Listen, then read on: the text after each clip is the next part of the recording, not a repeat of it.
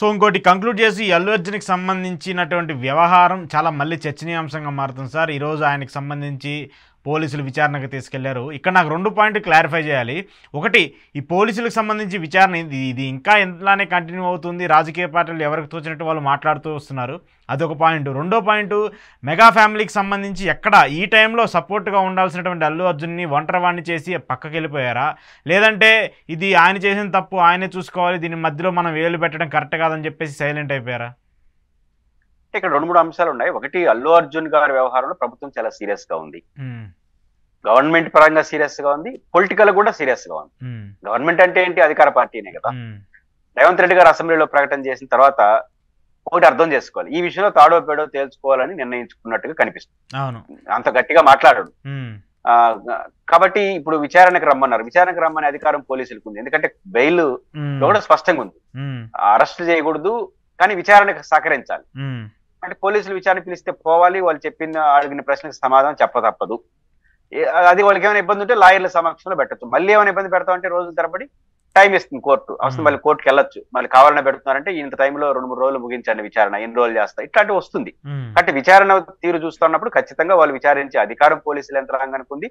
ముఖ్యమంత్రి గారి ప్రకటన, ఆ తర్వాత కోమటిరెడ్డి గారి ప్రకటన, ఇవన్నీ చూసినప్పుడు వాళ్ళు ఈ విషయంలో చాలా సీరియస్ గా ఉన్నారు, పొలిటికల్ గా తీసుకున్నారు. ఎందుకంటే అల్లు అర్జున్ గారి పట్ల వాళ్ళు వ్యక్తిగత విభేదం లేకపోవచ్చు, కానీ అల్లు అర్జున్ గారికి సమర్థిస్తూ జగన్మోహన్ రెడ్డి గారి ట్విట్టర్ లో పెట్టాడు. జగన్మోహన్ రెడ్డితో వాళ్ళకి పెద్ద పంచాయతీ లేదు, ఎందుకంటే తెలంగాణకి జగన్ కి సంబంధం లేదు. బీఆర్ఎస్, బీజేపీ వాళ్ళందరూ కూడా సమయం చెప్పడంలో మాట్లాడుతున్నారు. అది ఇరిటేషన్ కదా. వాళ్ళ కోపం వాళ్ళ మీద, మద్దతు ఇచ్చే వాళ్ళ మీద తప్ప అల్లు అర్జున్ మీద లేదు. కానీ అల్లు అర్జున్ ఆ మద్దతు ఇచ్చే వాళ్ళకి ఉపయోగపడే విధంగా రియాక్ట్ అవుతున్నాడు కదా అని వాళ్ళ బాధ. కాబట్టి అల్లు అర్జున్ తప్పు వరదే కాదు, రాజకీయాల్లో తప్పులే ఉండవు, ఎవరు యాటిట్యూడ్ వాళ్ళది. ఖచ్చితంగా ప్రభుత్వం చాలా సీరియస్ గా ఉంది, కాంగ్రెస్ పార్టీ చాలా సీరియస్ గా ఉంది. కాబట్టి అల్లు అర్జున్ గారికి 2 మార్గాలు. ఒక మార్గం ప్రభుత్వంతో సర్దుకుపోవడం, రెండో మార్గం తాడోపేడో తెలుసుకోవడం. ఈ 2 మార్గాల్లో ఒకటి యాక్ట్ ఏంటంటే పోలీసులు వాళ్ళ విచారణ వాళ్ళు చేస్తారు, దాంట్లో ఇంకా దాన్ని మారేదేమీ లేదు. కాకపోతే తెగేదాకా లాగకూడదా ఉండాలంటే ప్రభుత్వంతో సర్దుకోబోయి చట్టం తన పని దాన్ని చేసుకోబోతే దాంట్లో ఎవరు తప్పు వాళ్ళు ఉంటే, నేను నమ్ముతున్నా అల్లు అర్జున్ గారి వ్యవహార శైలి ఏదైనా దోహదపడుంటే ఆ క్రష్ కు ఉపయోగపడొచ్చేమో. కానీ అల్లు అర్జున్ గారి పాత్ర అయితే దీంట్లో ఉండదు. జనరల్ గా ఆయనకి ఏముంటుంది, ఉండదు. కాబట్టి ఈయన కేసులో పెద్ద ఇబ్బంది పడడు. కానీ అంతవరకు ఫేస్ చేసే అంశాలు అల్లు అర్జున్ గారికి వ్యక్తిగత పోదు. సినిమా వచ్చేసింది, దాదాపు 10 రోజులు అయిపోయింది, రావాల్సిన ఇన్కమ్లు అన్ని వచ్చేసినాయి, ఇంకా ఆయన పోయిందేమో లేదు. ఆయన బహుశా ఆయన ఎట్టోడు 2 ఏళ్ళకు 3 ఏళ్ళకి ఒకసారి సినిమా తీసేవాడు. ఆ 2 ఏళ్ళ తర్వాత ఏమో పరిణామాలు మారిపోతాయి, 2-3 ఎలక్షన్ వస్తుంది, అంతా సర్దుకుంటుంది. ఆయన వ్యక్తిగతంగా పోదు. ఆయన నిలబడేసినాడంటే 2 ఉంటాయి. ఆయన సర్దుకుంటే ఈ న్యూసెన్స్ ఉండదు. ఎందుకంటే సినిమా వాళ్ళు పాపం రోజు ఇవన్నీ కూడా కష్టం ఉండదు, ఒంటరి అవుతున్నాడు. ఆయన చిరంజీవి గారు కానీ ఎవరు కానీ లోపల ఏం మాట్లాడుతున్నారు, బహిరంగ మాత్రం మద్దతు ఇట్లేవాడు. ఆ రోజు పరామర్శించేవాడు నీకు వెనకపోతే. ఎందుకంటే ప్రభుత్వం సీరియస్ అయిపోయిందని తెలిసిన తర్వాత తాడోపేట తెలుసుకోండి ఎవడుకుంటుంది, లోపల అభిమానం ఉన్నా బయటికి వ్యక్తం చేయరు. కాబట్టి ఒంటరి అవుతాడు. కాబట్టి ప్రభుత్వంతో సర్దుకోవడమా, లేదా ఈ రోజు అల్లు అర్జున్ గారికి కొంత శారీరకంగా మానసికంగా కొంచెం ప్రెజర్ గురి కావచ్చు. కానీ సినిమా అయిపోయింది, ఇంక 2 ఏళ్ళ తర్వాత సినిమా, 2 ఏళ్ళ తర్వాత ఎలక్షన్స్ వస్తాయి. ఇంకా ఆయన కూడా సీరియస్ గా తీసుకుని ఒక రాజకీయ నిర్ణయం తీసుకున్నాడు అనుకోండి, అప్పుడు అనివార్యంగా కాంగ్రెస్ డిఫెన్స్ లో పడుతుంది. కొంత శారీరకంగా మానసికంగా కొంత ఇబ్బంది పడవచ్చు, తిరగడం రావడం పోవడం సంబంధించినంత వరకు. అదే ఆయనకి. కానీ అల్లు అర్జున్ గారు సౌరస్థాల నుంచి అటు సర్దుకుంటాడా, తాడోపేడో తెలుసుకుంటాడా అనే దాన్ని బట్టి తదుపరి పరిణామాలు ఆధారపడి ఉంటాయి. సినిమా పరిశ్రమ నుంచి మాత్రం చోలో ఏదైనా చెప్తారేమో కానీ ఆయనకి డైరెక్ట్ గా మాత్రం ఎవరు చెప్పారు. అంత గడ్సు లేవు, అంత పరిస్థితి లేవు. అందరికి లోపల ఇప్పుడు 2 ప్రధాన 2 సినిమాలు రిలీజ్ ఉన్నాయి. ఇప్పుడు ఇదే తగాదా పెద్ద సినిమాలు వాళ్ళకి కూడా ఏమంటారు, బెనిఫిట్స్ వాళ్ళకపోతే అయిపోతారు వాళ్ళ పని. ఇచ్చే పరిస్థితి కదా. దీని మీద స్టాండ్ తీసుకొని మళ్ళీ వెనక్కి తగ్గిందంటే ప్రభుత్వానికి ఇబ్బంది పడే అవకాశం ఉంటది కదా. ఇప్పుడు అల్లు అర్జున్ సమస్యను తెగేదాకా లాగితే సినిమా పరిశ్రమ కూడా ఇబ్బంది పడతా ఉండదు. అదే అల్లు అర్జున్ సంస్థ రోజు నడిచింది అనుకోండి, రోజు బెనిఫిట్స్ అవ్వద్దు అంటున్నారు. ఇక్కడ ఆంధ్రప్రదేశ్ లో తాళం వేస్తున్నారు. రేపు బాలకృష్ణ గారి సినిమా ఇది మన ఇద్దరు కూటమి కావాల్సిన వాళ్ళు కదా, రామ్ చరణ్ గారు బాలకృష్ణ ఇద్దరు కూటమి కావాల్సిన వాళ్ళు. వాళ్ళ సినిమా రిలీజ్ అయితే ఇక్కడ బెనిఫిట్స్ వాళ్ళు ఇలా బెనిఫిట్స్ ఇవ్వకపోతే కుదరదు, ఎందుకంటే ఒక రోజులో ఆదాయం రావాలి కదా. అంటే ఇది చాలా మల్టిపుల్ ఉంటుంది. బహుశా అల్లు అర్జున్ కూడా కానీ ఇన్ని రోజులు చూసుకుందాం అంటే అన్ని సమస్యలు వస్తాయి. అప్పుడు సినిమా వాళ్ళు కూడా మొర్రోని బతుకుంటారు, ఆగుయా స్వామి ఏదో అయిపోయింది మా సినిమాలకు వస్తుందని. అంటే మల్టిపుల్ గా ఉన్నాయి. అయితే కాంగ్రెస్ అండ్ గవర్నమెంట్ యాటిట్యూడ్ చేస్తే మాత్రం వాళ్ళు చాలా సీరియస్ గానే పర్సనల్ గా తీసుకున్నారు. ఎందుకంటే ఇది గవర్నమెంట్ యొక్క ఇమేజ్ కి సంబంధించిన అంశంగా ఉంటుంది కాబట్టి దీని పర్యవసానాలు ఎక్కడో ఒకసారి ముగిసిపోతే సినిమా పరిశ్రమ మూల్యాన్ని చెల్లించుకుంటుంది, కాంగ్రెస్ పార్టీ కూడా రాజకీయంగా మూల్యాన్ని చెల్లించుకుంటుంది. ఓకే, ఇంకొకటి సార్, ఇండస్ట్రీకి సంబంధించి మనం ఇన్ని మాట్లాడుకుంటూ ఉన్నాము, ఇక్కడ ఇంత పెద్ద డిసిషన్ తీసుకున్నారు రేవంత్ రెడ్డి గారు. గతంలో మనం ఏపీకి సంబంధించి చూసుకుంటే జగన్మోహన్ రెడ్డి గారు అధికారంలో ఉన్నప్పుడు ఈ టికెట్లకు సంబంధించి ఈ ఇష్యూ గురించి మాట్లాడినప్పుడు ఇండస్ట్రీ మొత్తం ఏకమైంది, జగన్మోహన్ రెడ్డి మీద విమర్శలు చేస్తూ వచ్చింది. ఆ టికెట్లకు సంబంధించి ఎలా తగ్గిస్తారు, మేము ఇంత పెద్ద పెద్ద సినిమాలు తీస్తున్నాము, కోట్ల సినిమాలు తీస్తున్నాము అని చెప్పేసి అప్పుడు అందరూ ఏకమే మాట్లాడుతూ వచ్చారు. కానీ ఎందుకు ఇప్పుడు రేవంత్ రెడ్డి మీద అలాంటి యాక్షన్ తీసుకోలేకపోయారు, అలాంటి కాల్ ఇవ్వలేకపోయారు, ఆయన తీసుకున్నటువంటి నిర్ణయం సరైనది కాదు అంటూ? అంటే రేవంత్ రెడ్డికి సంబంధించి అల్లు అర్జున్ వర్సెస్గా మీ ఇద్దరికి జరుగుతుంది, ఇండస్ట్రీకి నష్టం జరుగుతుందని చెప్పేసి వాళ్ళందరూ ఎందుకు మాట్లాడలేకపోయారు? అప్పుడు జగన్మోహన్ రెడ్డి మీద ఎందుకు మాట్లాడారు?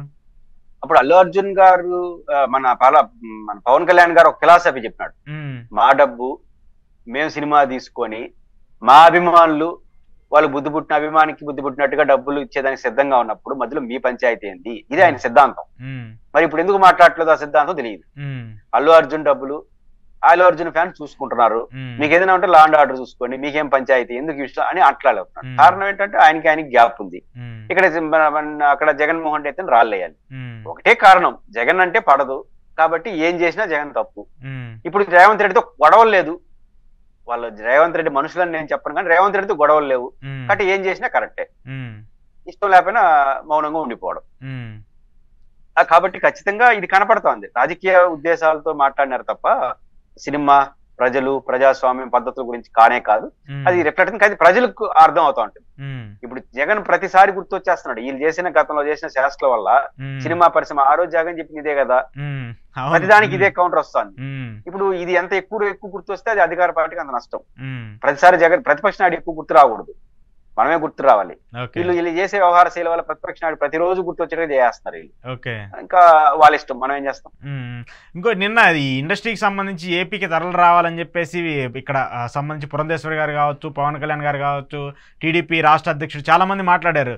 దానికి భిన్నంగా ఇక్కడి నుంచి ఇండస్ట్రీ నుంచి వాదన వినిపిస్తుంది, మేము ఏపీకి వెళ్ళి ఏం చేస్తాము, మేము ఇక్కడ ఇల్లులు కట్టుకున్నాము, ఇక్కడ స్టూడియోలు కట్టుకున్నాము, ఏపీకి వెళ్ళే పరిస్థితి లేదు, ఇండస్ట్రీ తరలి వెళ్తుంది అనేది పచ్చి అబద్ధము, హైదరాబాద్లోనే ఉంటుంది ఇండస్ట్రీ, సినిమాల షూటింగ్లు అన్ని కూడా హైదరాబాద్లోనే జరుగుతాయని చెప్పారు. ఏంటి ఇప్పుడు ఇది కూటమి పిలుపునిచ్చిన దానికి వ్యతిరేకంగా నడుస్తున్నట్టే కదా ఇప్పుడు? మరి కూటమి అడిచింది అధ్యక్షుడు ఏదో విశాఖపట్నంలో మాట్లాడినాడు, నిన్న పవన్ కళ్యాణ్ గారు మాట్లాడారు. కళ్యాణ్ గారు గిరిజనులతో పోయినారు కాబట్టి సినిమా వీటికి వచ్చి మాట్లాడారు. సినిమా ఉపన్యాసం తప్ప ఏం సీరియస్ గా మాట్లాడిన ఉపన్యాసం కాదు కదా, కాబట్టి ఏం జరగదు. ఖచ్చితంగా సినిమా ఫీల్డ్ ఇప్పట్లో ఆంధ్రప్రదేశ్ తరలో వచ్చే ప్రసక్తుడు తెలుగు వాళ్ళే కదా. అప్పుడైతే చెన్నై ఆ ఎమోషనల్ వచ్చారు, గవర్నమెంట్ కూడా చాలా కన్స్ట్రక్టివ్ గా ప్రోత్సహించింది. హైదరాబాద్ లో బోల్డ్ అని స్థలాలు ఉన్నాయి, వైడర్ గా స్టూడియోలకు స్థలాలు ఇచ్చారు, అక్కినేని నాగేశ్వరరావు గారు, రామారావు గారు ఇవన్నీ సినిమాలకు స్థలాలు ఇచ్చారు, అవన్నీ చేశారు.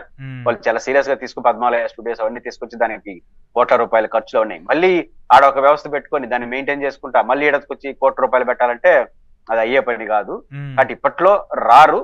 కానీ విశాఖపట్నం కేంద్రంగా ఏదో ఒక రోజు సినిమా పరిశ్రమ కొంత ఫోకస్ పెట్టే అవకాశాలు అయితే ఉంటాయి. దానికి ప్రభుత్వం కూడా శ్రద్ధ పెట్టాలి కదా, ప్రభుత్వం కూడా ప్రోత్సాహాలు ఇవ్వాలి కదా, రోడ్లు వేయాలి, స్థలాలు ఇవ్వాలి. ఇంకా విశాఖపట్నానికి ఆ ప్రోత్సాహం మొదలెట్టారంటే మళ్ళీ అమరావతి డ్రీమ్ ప్రాజెక్ట్ ఏం కావాలి, అదొక పెద్ద సమస్య.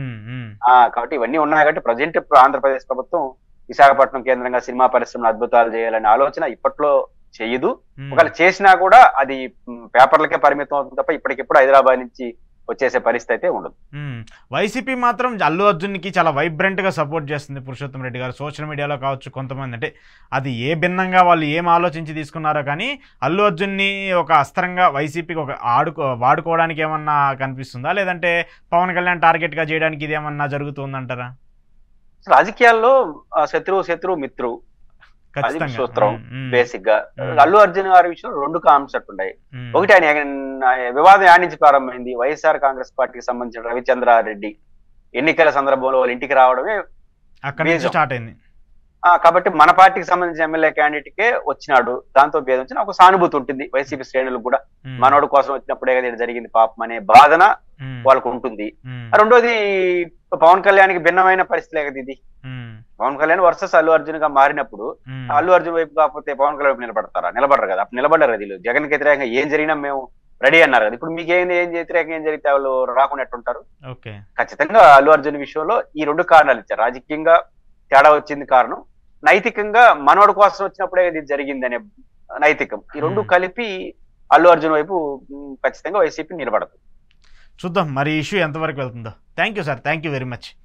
ఇది పురుషోత్తమ్ రెడ్డి గారితో ఎక్స్క్లూజివ్ ఇంటర్వ్యూ. చూస్తూనే ఉండండి ప్రజా చైతన్యం.